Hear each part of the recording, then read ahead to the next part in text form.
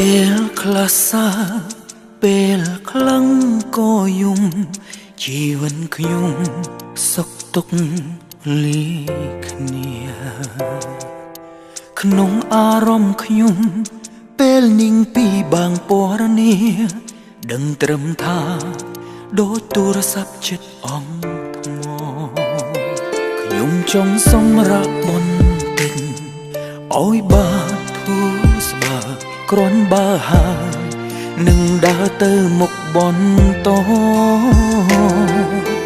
នៅក្នុងពេលនេះខ្ញុំត្រូវការនាងគុំដហើយចិត្តល្អឲ្យខ្ញុំពឹងផ្អើយស្មើមានអារម្មណ៍ថាហត់ខ្លាំងត្រូវការកម្លាំងចិត្តពេលជីវិតជួបទុក្ខជួបបញ្ហាតើមានមនុស្សប៉ុន្មាននឹងស្ម័គ្រក្បែរខ្ញុំពេលសោកាហើយប្រាប់ថាក្រោកឡើងកុំអន់សង្ឃឹម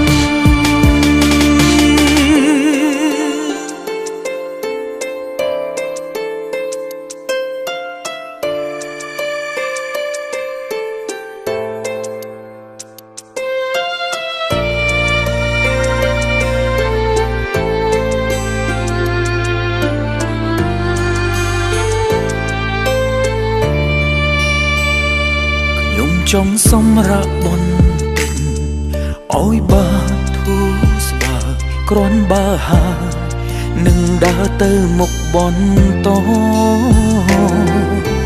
នៅក្នុងពេលនេះខ្ញុំត្រូវការនាងគុំដហើយចិត្តល្អឲ្យខ្ញុំពឹងផ្អើយស្មើមានអារម្មណ៍ថាហត់ខ្លាំងត្រូវការកម្លាំងចិត្តពេលជីវិត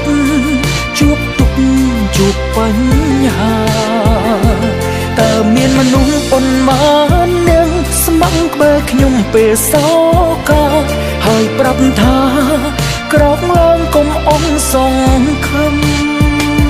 ត្រូវការនាងលើកទឹកចិត្តនាងយល់ចិត្តនាងយល់អារម្មណ៍នៅក្បែរខ្ញុំ